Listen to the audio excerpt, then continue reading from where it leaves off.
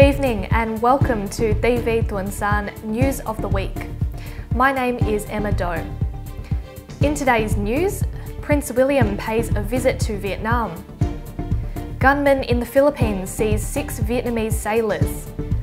And big winners in Vietnam's newest lottery. To today's top story, Britain's Prince William has met the Vietnamese Prime Minister Nguyen Xuân Phúc after arriving in Hanoi on Wednesday at the start of a 2-day trip to promote wildlife protection. The Duke of Cambridge is the president of United for Wildlife, an umbrella body of 7 conservation organisations committed to ending the illegal wildlife trade. The British Royal is attending the 3rd Illegal Wildlife Trade Conference in Hanoi today. The conference is encouraging efforts to stamp out the use of endangered animal parts, such as rhino horns, in traditional medicine.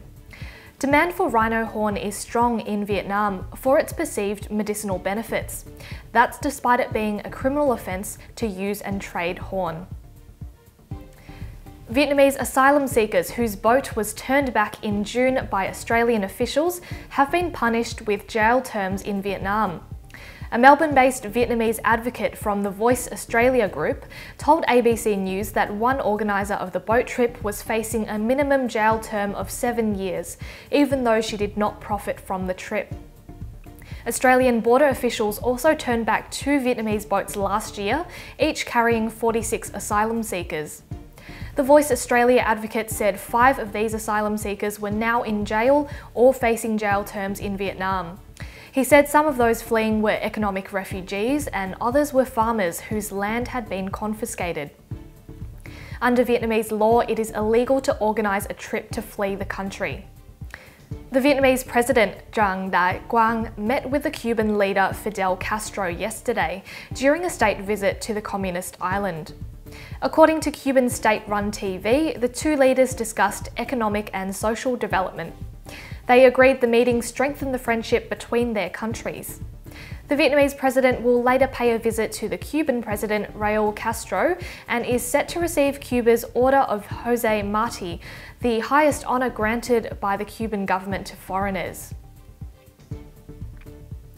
6 Vietnamese sailors are being held captive by the Filipino militant group Abu Sayyaf. The sailors were some of the 19 crewmen on board a Vietnamese cargo ship that was attacked last Friday near the Basilan Island in the Philippines. The Vietnam Maritime Administration said the militant group seized 6 crewmen, including the captain, but released the boat and 13 remaining crewmen. The Royal 16 ship reportedly departed from the coast of Quang Ninh province on November 5, carrying a large cargo of cement. It sent an emergency signal when it was intercepted by the Abu Sayyaf group at about 3:30 p.m. local time on Friday. The latest attack on commercial shipping occurred just hours after the leaders of the Philippines and Malaysia agreed to step up maritime cooperation in their borders to stop attacks. Over to news in Vietnam. The Taiwanese Formosa plant, responsible for releasing toxic wastewater in April, now meets acceptable standards, according to Vietnamese officials. In an announcement last week, Vietnamese officials said the Ministry of Natural Resources and Environment said the plant in Ha Tinh province had completed construction on 9 wastewater treatment systems, in addition to the 3 already in use. The ministry has since set up automatic wastewater monitoring systems near the plant to supplement the company's existing systems. Formosa was ordered to pay a $500 million fine in June this year for the environmental damage caused along the coastline.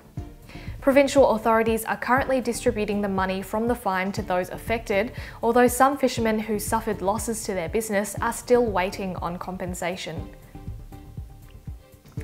Vietnam destroyed nearly 2.2 tonnes of seized elephant ivory and 70 kilograms of rhino horns on Saturday, in one of its strongest moves yet to stop illegal wildlife trafficking. UK-based Humane Society International said the specimens, estimated to be worth more than $7 million on the black market, came from about 330 African elephants and 23 rhinos.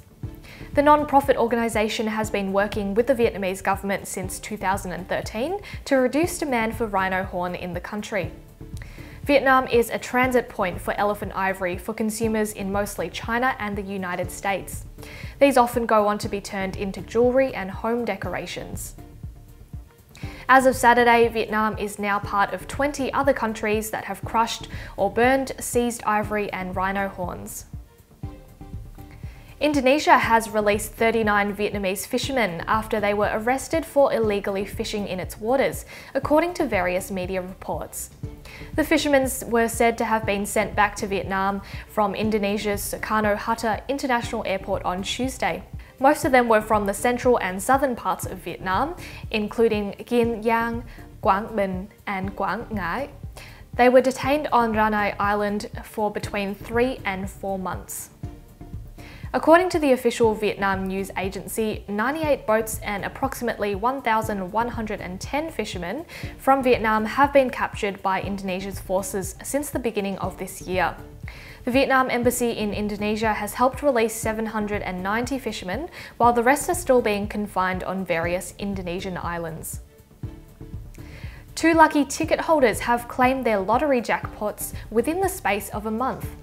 The lottery company Vietlott announced on November 2nd that a person from the southern Dong Nai province had won the equivalent of $3.8 million. Before that, a person from the Mekong Delta's Gia Vinh province won the equivalent of $5.4 million on October 16. Vietlott's Mega 645 is Vietnam's newest computerized game-style lottery, the first of its kind in the country. Players choose 6 numbers from 1 to 45, and the winning jackpot ticket has the matching combination of numbers. The American-style jackpot game has quickly gained popularity in the country, with each ticket costing around 60 cents in Australian dollars. Other lottery companies have since increased their top prizes in an effort to compete.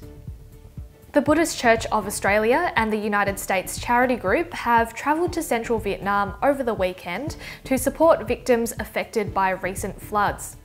On Saturday, the teams arrived in Vietnam's central provinces of Hà Tĩnh, Quảng Bình, and Quảng Trị to deliver goods to about 1,100 families in distress.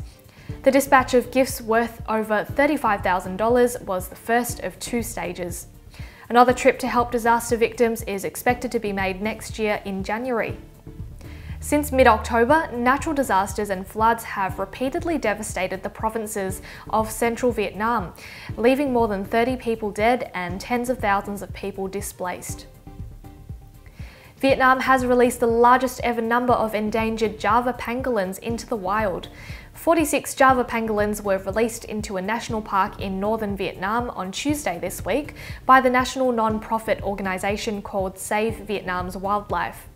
According to Vietnam's state-run news agency VNA, the shy and nearsighted creatures were rescued from illegal trafficking operations in the north of the country.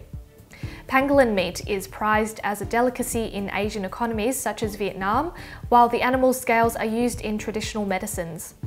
Although the pangolin trade is illegal in Vietnam, law enforcement remains weak.